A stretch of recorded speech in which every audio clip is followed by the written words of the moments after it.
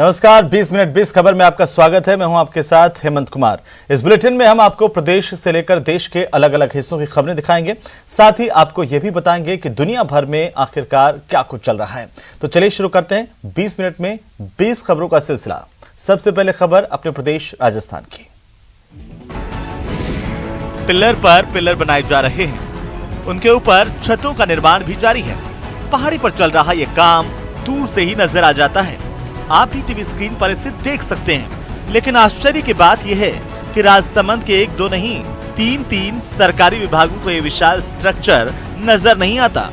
आपको बता दें कि राजसमंद के झील के पेटे में किसी तरह की इमारत के निर्माण की अनुमति नहीं है, लेकिन यहाँ एक होटल नुमा इमारत का निर्माण पिछले 6 महीने से चल रहा है।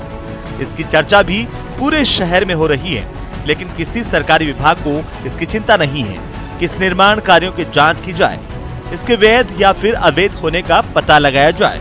वन विभाग की ओर से तो ये कहा जा रहा है कि उन्होंने इस तरह के निर्माण के लिए कोई एनओसी नहीं दी है, जबकि नगर परिषद के सभापति के पास इसका कोई जवाब नहीं है। हालांकि इस मामले में अब उपखंड अधिकारी कार्रवाई की बात जरूर कर रहे हैं। अब जहाँ तक ये जो किले के पीछे जो दयालसा की तरफ से जो बिल्डिंग बना रहे हैं, ये जैन समाज की बन रही है। दयालसा किले की जो ट्रस्ट है वो लोग बना रहे हैं, तो वहाँ वो जो लाइन है वो हमारी सीमा के अंदर नहीं आती है। हमारी सीमा से जो लगता हुआ एरिया है वो राजनगर तालाब का एरिया कहलाता है। और फॉरेस्ट के एसीएफ साहब को जो है इसके बारे में निर्देश दे दिए गए हैं कि इसकी डॉक्यूमेंट्स को चेक करें एक बार, और जो डिपार्टमेंट की कार्रवाई की जानी है उसको कराया जाए। जहां तक नजर जाती है वहां तक कचरे का ढेर नजर आता है। ऐसा लगता है मानो कचरे के समंदर में खड़े हों। एक तो ये तस्वीर, ऊपर से इसकी बदबू, दोनों परेशान करने वाली है। लेकिन जैसे ही आसपास के लोगों को ये पता चलता है कि ये कचरा अस्पताल से निकला है, तो वो दहशत में आ जाते हैं। परेशान करने वाली ये तस्वीर कोटा के सांगोद से आई है, जहां पर बताया जा रहा है कि सांगोद जोलपा हाईवे के पास बड़ी मात्रा में अस्पतालों से निकलने वाला संक्रमित कचरा पड़ा हुआ है। हालांकि ये तो साफ साफ नहीं पता चल पाया कि ये कचरा किसने यहाँ फेंका, लेकिन लोगों को ये डर जरूर सता रहा है कि अगर इस कचरे से संक्रमण फैला तो क्या होगा। इस पूरे मामले में यहाँ के मुख्य चिकित्सा अधिकारी का कहना है कि खुले में इस तरह अस्पताल से निकला कचरा फेंकना खतरनाक है और इससे कई बीमारियां हो सकती हैं। साथ ही उन्होंने ये भी कहा कि जिसकी भी ये करतूत है उसके खिलाफ जांच के बाद अनुशासनात्मक कार्रवाई जरूर की जाएगी। तो ये मेरे को पता लगा है, तुरंत मैंने इस पे संज्ञान लिया है और इनके ऊपर मैंने लेटर भी निकाल दिया और आज ही मैं इनको पाबंद करके इनको ट्रेनिंग दूंगा। इन्होंने मेरे को बताया ये बात। रात का वक्त भले ना हो, लेकिन इस क्लासरूम में अंधेरा जरूर है। कहने या बताने की जरूरत नहीं है कि खिड़की, दरवाजे और बिजली के अभाव में इस क्लासरूम का ये हाल है। इतना ही नहीं, एक दूसरे से चिपक कर के बैठे ये बच्चे कोरोना प्रोटोकॉल का उल्लंघन करने पर भी मजबूर हैं। काले क्लासरूम की ये तस्वीरें दौसा के राजकीय महाविद्यालय नांगल राजावतान की है। 2020 के बजट घोषणा में इस कॉलेज की घोषणा तो कर दी गई थी, लेकिन सुविधाओं के नाम पर इस कॉलेज को महज नाम की पर्ची ही थमाई गई। अब हाल ये है कि इस कॉलेज के पास ना तो कोई अपना भवन है और ना बिजली पानी की सप्लाई। कॉलेज की घोषणा के साथ ही यहाँ बच्चों ने एडमिशन तो ले लिया, लेकिन वो यहाँ क्या कुछ सीख पढ़ पाते होंगे, आप बस अंदाजा लगा सकते हैं। लट्टू भी नहीं लग रहे, कुछ भी नहीं है, बेंचें भी नहीं है, हमारे बोर्ड भी नहीं है, कुछ भी नहीं है। बोर्ड नहीं है, पानी की सुविधा नहीं है, कमरे नहीं है, यहाँ पर बैठने के लिए बेंचें नहीं है। सरकार द्वारा कोई बजट सैंक्शन किया नहीं है, तो हम लोग बेसिक सुविधाओं के लिए स्कूल पर डिपेंड हैं। आपको बता दें कि इस कॉलेज में 450 बच्चे पढ़ते हैं और इन सभी का भविष्य तब तक अंधकार में नजर आ रहा है जब तक कि शासन प्रशासन की नींद ना खुल जाए। पोखरण के रामदेवरा पंचायत के पीएससी में 6 लाख की लागत से सीबीसी मशीन लगा दी गई है। खास बात यह है कि यह मशीन रामदेवरा ग्राम पंचायत की ओर से पीएससी को भेंट की गई है। दरअसल पहले यहाँ के लोगों को डेंगू और दूसरे ब्लड टेस्ट के लिए 12 किलोमीटर दूर पोखरण जाना पड़ता था, जिसकी वजह से लोगों को भारी परेशानी का सामना करना पड़ता था। इसी परेशानी को दूर करते हुए रामदेवरा पंचायत की ओर से 6 लाख की लागत वाली डेंगू और खून की जांच वाली मशीन रामदेवरा प्राथमिक स्वास्थ्य केंद्र को भेंट की गई। डेंगू की महामारी को देखते हुए जब अनुरोध किया ग्राम पंचायत से, तो ग्राम सभा में प्रस्ताव लेकर और उच्च अधिकारियों से बात करके और निजी आय से ये मशीन दिलाने के लिए ताकि ग्रामीणों को ज़्यादा से ज़्यादा लाभ मिल सके। कौन कौन से लोग इसमें यहाँ पे जांच करवा सकते हैं, इनको क्या दर रहेगी, कुछ इस संबंधित जानकारी? इसमें कोई दर फिक्स नहीं है। इसमें जो भी इसकी मेंटेनेंस के लिए जो चार्जेज होगा वो कम से होगा, ताकि इसकी जो भी वो केमिकल लाने पड़े वो हॉस्पिटल व्यवस्था कर सके। ऐतिहासिक कुंभलगढ़ दुर्ग परिसर में इन दिनों कुंभलगढ़ महोत्सव का आयोजन किया जा रहा है। 3 दिवसीय इस महोत्सव की शुरुआत उदयपुर संभागीय आयुक्त राजेंद्र भट्ट, जिला कलेक्टर अरविंद कुमार पोसवाल और पर्यटन उप निदेशक शिखा सक्सेना ने दीप जलाकर की।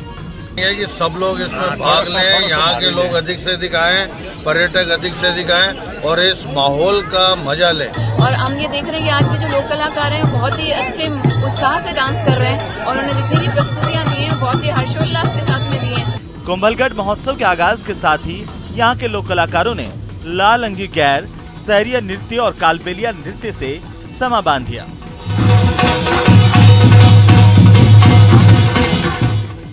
राजस्थानी कलाकारों को इस कदर नृत्य करते हुए देखकर यहाँ पर आए हुए पर्यटक झूम उठे और उन्होंने भी इनके साथ जमकर जश्न मनाया। आपको बता दें कि चीन के बाद विश्व की सबसे बड़ी दूसरी सुरक्षा दीवार के लिए दुनिया भर में विख्यात है राजसमंद का कुंभलगढ़ दुर्ग। इसे देखने के लिए सैलानियों का जमघट लगा रहता है, लेकिन कुंभलगढ़ फेस्टिवल के दौरान यहाँ पर आना अपने आप में अद्भुत अनुभव है। और अब देख लेते हैं कुछ अन्य राज्यों की खबरें। कोरोना के नए वेरिएंट ओमिक्रॉन के दक्षिण अफ्रीका में मिलने और उसके बाद दुनिया के 25 देशों में अब तक इसके प्रसार से दहशत का माहौल है।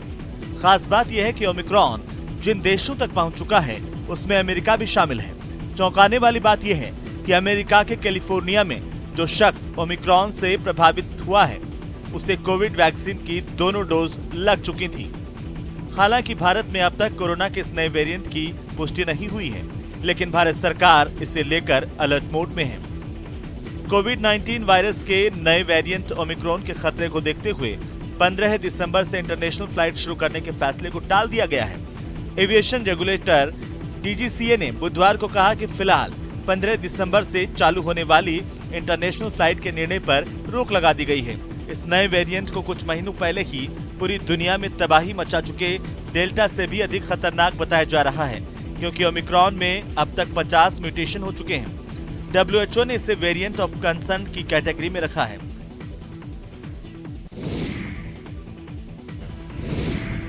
IIT कानपुर ने अपने शोध में दावा किया है कि मोक्षदायिनी गंगा नदी जल्द ही अपना रौद्र रूप दिखा सकती है। IIT कानपुर की इस चेतावनी के पीछे नदी के प्रवाह के बदलते स्वरूप बड़ी वजह है। दरअसल IIT कानपुर और भारतीय विज्ञान संस्थान बेंगलुरु ने बाढ़ के पूर्वानुमान के लिए गंगोत्री ग्लेशियर से ऋषिकेश तक 21,000 वर्ग किलोमीटर क्षेत्र का अध्ययन किया।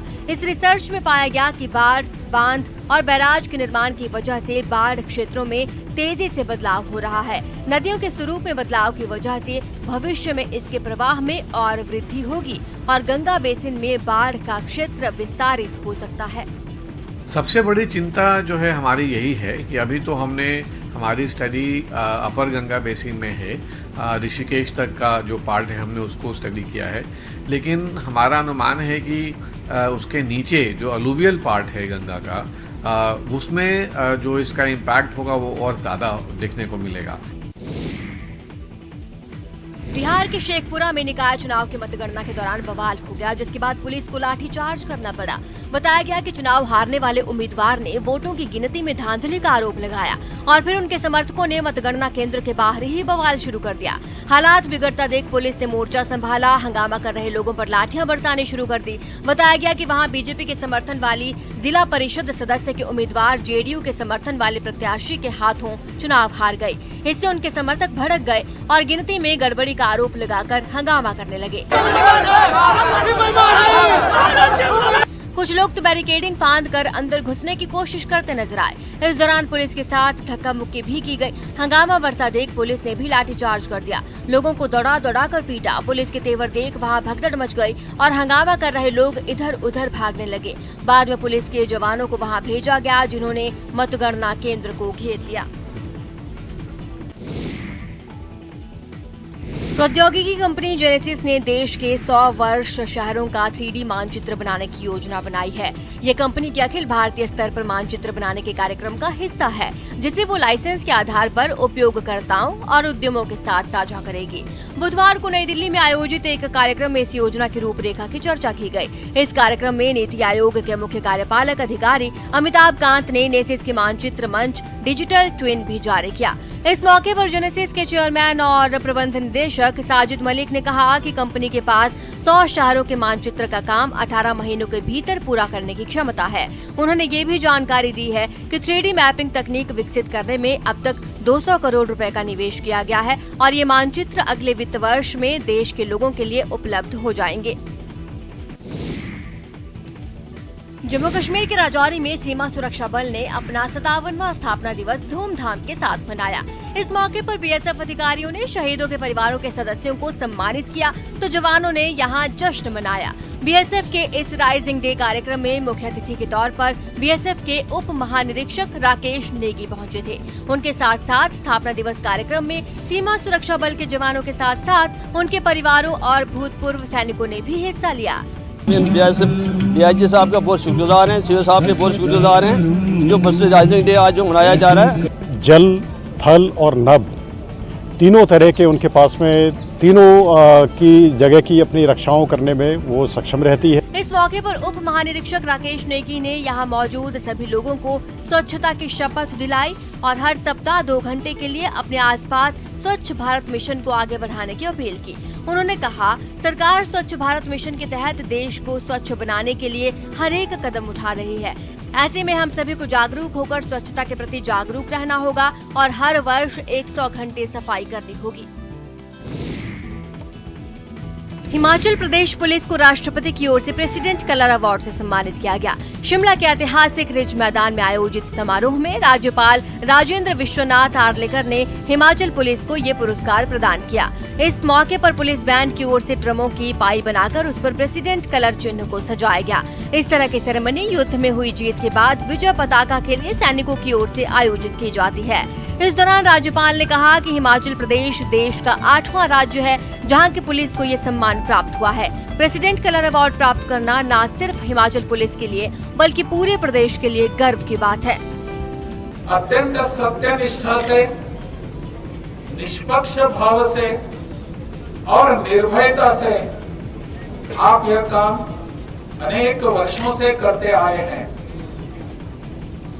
ऐसा काम जब आप करते हैं जिसका मैंने वर्णन किया, निर्भयता से होता है, निष्पक्षता से होता है और सत्यनिष्ठा से होता है, तब कहीं हम इस प्रदेश की रक्षा के लिए निश्चिंत रहते हैं। हिमाचल प्रदेश की राजधानी शिमला से हैरान करने वाली तस्वीरें सामने आई। वहां बड़ी तादाद में पुलिसकर्मी अपनी मांगों को लेकर मुख्यमंत्री आवास के बाहर इकट्ठा हो गए।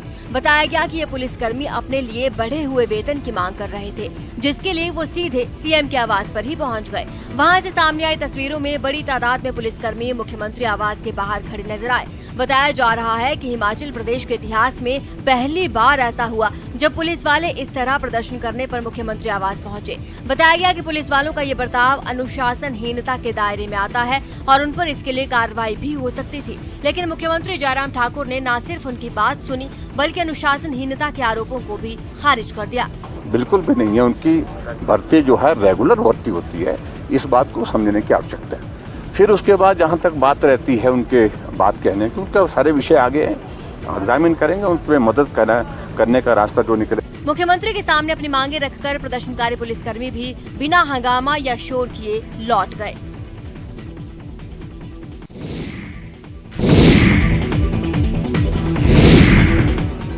उत्तराखंड के रामगढ़ के रहने वाले पंकज बिष्ट ने आपदा की कड़वी यादों को पीछे छोड़ लोगों को आगे बढ़ने का हौसला दिया है।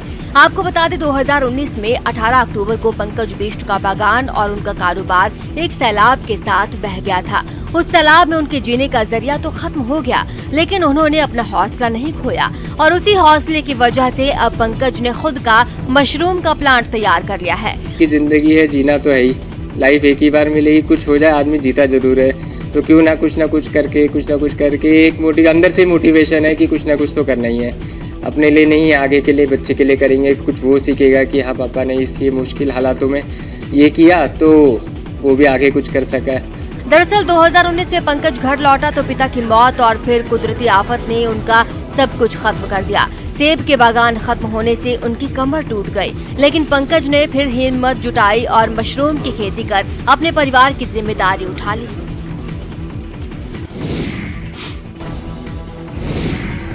पूर्वांचल एक्सप्रेसवे पर दुनिया की सबसे लंबी पेंटिंग बनेगी जो काकोरी कांड के शहीदों को समर्पित होगी। 20 दिसंबर को काकोरी शहीद दिवस के मौके पर लखनऊ में उन वीर सपूतों को अनोखे तरीके से याद करने जा रहा है जिन्होंने अंग्रेज हुकूमत को हिला कर रख दिया था। काकोरी कांड में वैसे तो कई क्रांतिकारियों के नाम सामने आए थे, लेकिन राम प्रसाद बिस्मिल, अशफाक उल्लाह खान, राजेंद्र नाथ लाहिड़ी और ठाकुर रोशन सिंह मुख्य थे। शहीद दिवस पर पूर्वांचल एक्सप्रेसवे पर दुनिया की सबसे लंबी पेंटिंग बनाकर देश के लिए जान कुर्बान करने वाले महावीरों को प्रशासन श्रद्धांजलि देगा।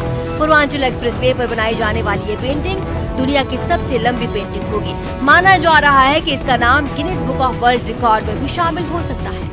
मिल रही जानकारी के मुताबिक उस एक्सप्रेसवे पर करीब 12 किलोमीटर के दायरे में दुनिया की सबसे लंबी पेंटिंग बनाई जाएगी। करीब 2500 कलाकारों की मदद से बनने वाली इस पेंटिंग में काकोरी की उस घटना को उकेरा जाएगा, जिसके जरिए प्रयास ये होगा इतिहास के उस दृश्यों को फिर से दिखाना जो उस दौरान देखे गए थे या जिसके बारे में लोग चर्चा करते हैं। माना ये भी जा रहा है कि ये अपने आप में सच्ची श्रद्धांजलि होगी उन अमर सपूतों को जिन्होंने अपने देश की आन बान शान के लिए अपने प्राण न्यौछावर कर दिए।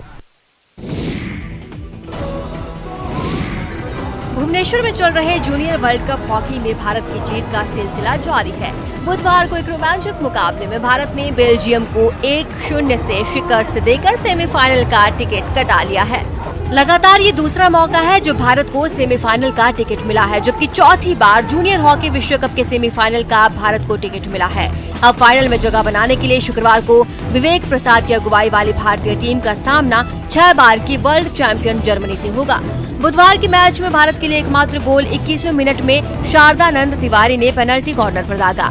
आपको बता दें कि बेल्जियम ने क्वार्टर फाइनल मुकाबले की आक्रामक शुरुआत की थी। पहले क्वार्टर में उसने कई हमले किए और भारतीय रक्षा पंक्ति को दबाव में ला दिया था, लेकिन जैसे जैसे खेल आगे बढ़ा भारतीय टीम ने लय हासिल करना शुरू कर दिया और भारतीय टीम की अग्रिम पंक्ति ने अच्छा तालमेल दिखाया। हम लोग का यही था कि हम अटैकिंग खेलें, लेकिन अनफॉर्चुनेटली हम लोग का पैचेस में हो रहा था, लेकिन अच्छे काउंटर हुए और मैं पूरा क्रेडिट देना चाहूँगा यहाँ की ओडिशा पब्लिक को जिन्होंने हमारा पूरा सपोर्ट किया और जिससे एक अलग ही क्राउड में हमारा कॉन्फिडेंस हाई हुआ। 20 मिनट 20 खबरों में अब बात कर लेते हैं इंटरनेशनल खबरों की। जर्मनी के म्यूनिख में दूसरे विश्व युद्ध के दौर का एक बम फटने से 4 लोग घायल हो गए। ये बम वहां के एक बेहद भीड़ भाड़ वाले रेलवे स्टेशन के करीब जमीन में मौजूद था, जो निर्माण के काम के दौरान फट गया। हादसे के बाद फौरन पूरे इलाके को घेर लिया गया। बताया गया कि रेलवे स्टेशन के करीब एक नई लाइन बनाने के लिए काम चल रहा था। ऐसे में खुदाई करते वक्त जमीन के अंदर करीब 75 सालों से दफन उस बम में धमाका हो गया। धमाका इतना जबरदस्त था कि खुदाई करने वाले मशीन तक पलट गई और वहां काम कर रहे 4 लोग भी धमाके की चपेट में आ गए। Und dabei explodiert. Und infolge dieser Explosion sind dann धमाके के बाद आनन फानन में वहां से गुजरने वाली सभी ट्रेनों को खाली करवा दिया गया। निगरानी रखने के लिए हेलीकॉप्टर तैनात कर दिए गए जो आसमान में मंडराते नजर आए। हादसे वाली जगह पर एम्बुलेंस और बचाव दल की टीमें भी भेजी गई। दूसरे विश्व युद्ध के दौरान म्यूनिख समेत जर्मनी के कई शहरों पर हजारों बम बरसाए गए थे, लेकिन उनमें कई बम ऐसे थे जो तब तो नहीं फटे, लेकिन अब 75 साल से ज्यादा का वक्त बीतने के बाद भी लोगों के लिए खतरा बने हुए हैं।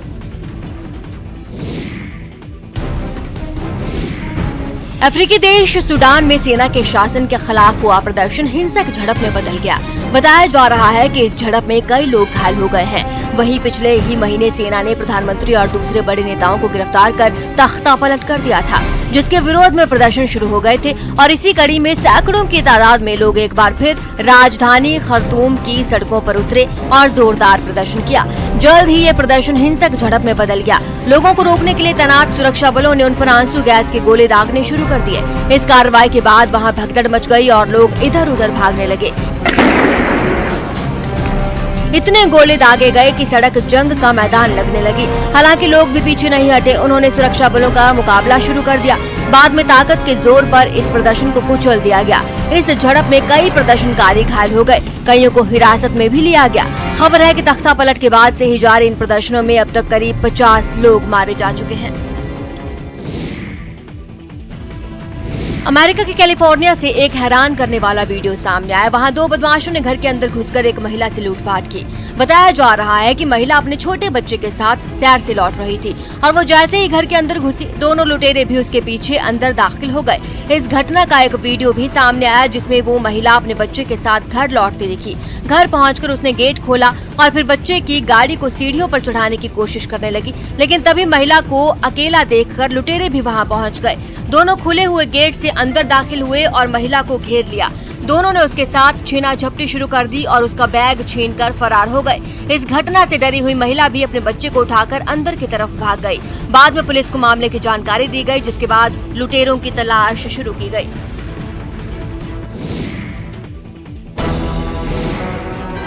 ब्रिटेन की एक निजी कंपनी ने स्विट्जरलैंड के गस्टार्ट में एक हाइब्रिड रॉकेट इंजन का परीक्षण किया। दावा किया गया कि ये इंजन दूसरे रॉकेट इंजन की तुलना में ना के बराबर प्रदूषण फैलाएगा। इस हाइब्रिड रॉकेट का बर्फ से ढके एक स्की रिजॉर्ट में परीक्षण किया गया। परीक्षण के लिए एक ट्रक पर रखे इंजन को कई बार फायर किया गया। इंजन चालू करते ही उससे आग की तेज लपटें निकलने लगी।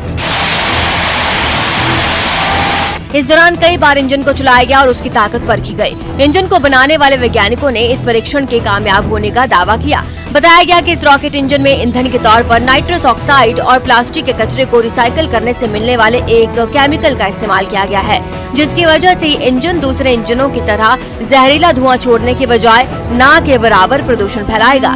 यही नहीं, आवाज की रफ्तार से 7 गुना तेज चलने वाले इस इंजन को रॉकेट के ऊपरी हिस्से में लगाया जा सकेगा, जो पहले चरण के बाद रॉकेट को अंतरिक्ष में आगे ले जाएगा। चलिए, इसी के साथ इस बुलेटिन फिलहाल नहीं, आप देखते रहिए न्यूज़ 18 राजस्थान। नमस्कार।